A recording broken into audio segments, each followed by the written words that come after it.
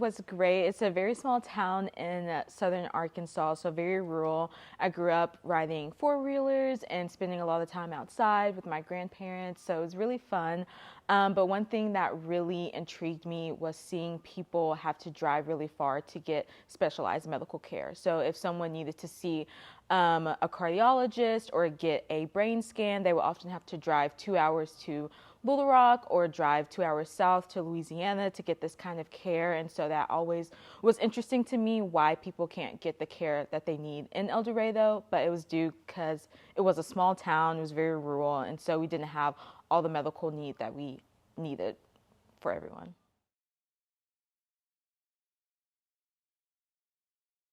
It's impacted me personally because I will always be conscious about my health.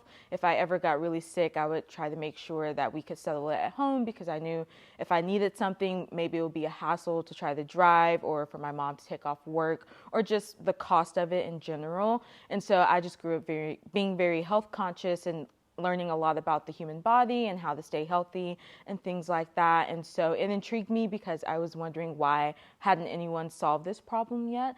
And so I was very interested in how I could use my career to solve healthcare issues.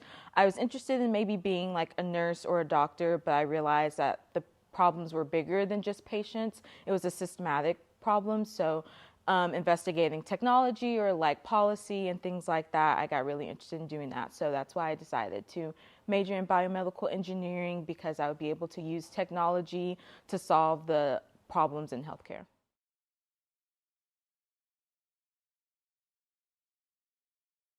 So during the pandemic, we did a lot of webinars through a scholarship program called UNCF, and they were just trying to get some student engagement during shutdown with COVID and everything. And so we had a motivational speaker come on and encourage us about our life plans and things that we would do for our career. And so she mentioned to follow things that make you happy or that make you really angry. Whatever you're angry about, you're passionate about. And whatever you get really sad about, you get really compassionate about. So I get really angry and sad when I see people that don't have access to health care or who have to sacrifice getting money for like groceries or car things just so they could pay their medical bills. And so that's just something that really pulls on my heartstrings.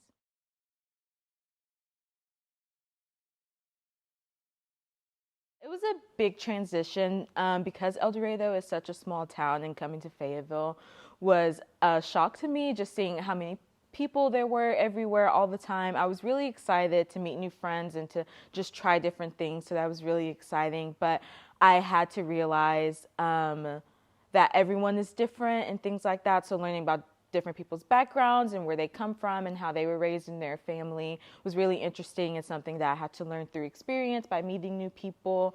I'm really excited that I chose to come here. It was a really great opportunity for me to grow and to learn new things, so I'm really glad for it.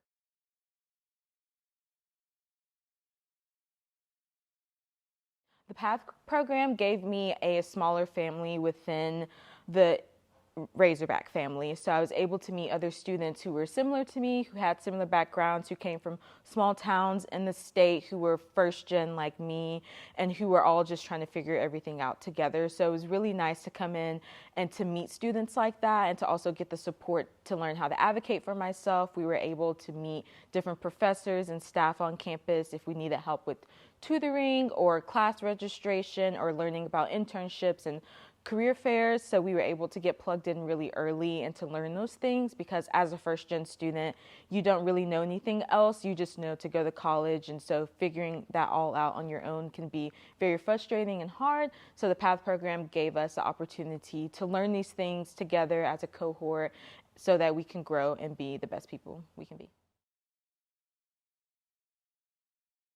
I think it was the summer after my sophomore year, I was able to intern at Johns Hopkins University through a research program for undergraduate students in the summer. I spent 12 weeks in Baltimore researching in the lab, studying stem cells and their reactions to shear stress and things like that. So it was just really fun because that was my first time doing research, and it was really exciting to do it at the oldest research institution in the country. So it was a great opportunity for me to learn, meet new people from all over the country, and to practice my presentation and research skills. I found that internship through Basically through PATH and a lot of online research. So when I came to the PATH program, we learned about something called REUs, and that stands for Research Experience for Undergraduates. And so we had a lot of seminars and talks about doing that. And as a freshman, I didn't know much about research, but as I got older and realized maybe I want to go to graduate school, this should be something I should look into. So Xochi and Michelle encouraged me to look for research programs during the summer. So I did a lot of research online, looking at different universities and different subjects and things I would be interested in. And I found this one online. And when I first found it, I was like, oh, I'll just apply to practice, just to see, to practice my application skills and things like that. So I wasn't really expecting to get the internship, but once I got the acceptance letter, I was really ecstatic, and me and my family were really excited.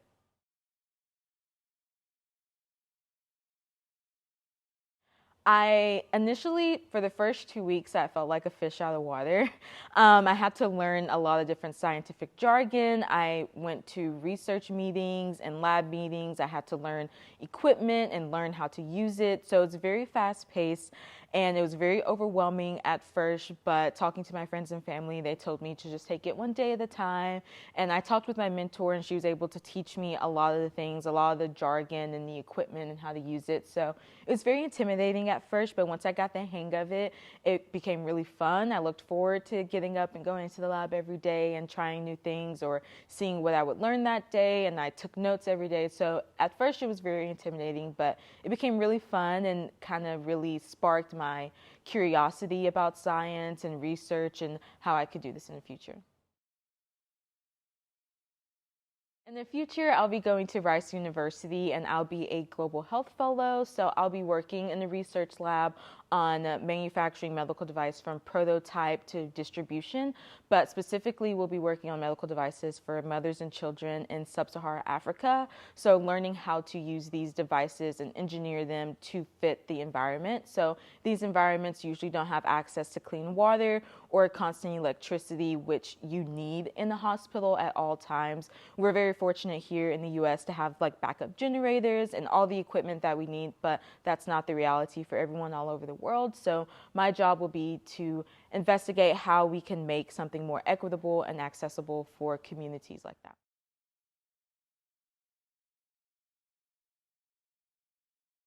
So coming into the university, when I walked into my classes, there was literally one only other girl that looked like me. Everyone else was white, and so it was very shocking to see that because El Dorado is not predominantly white. So it was interesting to see that, and I was wondering why that was. So of course, being in the PATH program, learning about first-gen students and access and barriers that people in my community have. So I'm really passionate about doing that. So I joined the National Society of Black Engineers here on campus, and it's our job and our mission to just spread information to communities like us about STEM and about engineering. So we did a lot of outreach for students like in middle school and elementary school, getting them just curious about STEM and telling them like there are people that look like us and there are jobs out there for you to pursue, and this option is available to you. So I'm hopeful that my career in the future, I'm able to continue to work with this organization and just in general to inspire people, especially from my hometown,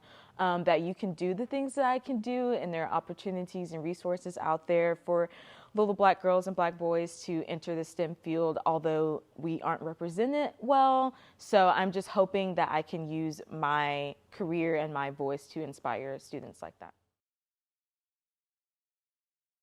Yes, so yes, so while I was on campus, I was really involved on a lot of different student activities. So I did the National Society of Black Engineers. I gave tours on campus, and I became a Zumba instructor, which is something outside of my comfort zone, but it's really fun. It's really life-giving. So as a student, especially in STEM, it's important to have balance. So doing things on and off campus really leveled me out with my intensive curriculum. So doing Zumba, I taught Zumba on campus twice a week, and it was just really fun for me to let loose, dance a little bit, and to invite my friends and just to get to know people on campus in general. So hopefully in the future, while I'm at Rice, I'll be able to do Zumba there too.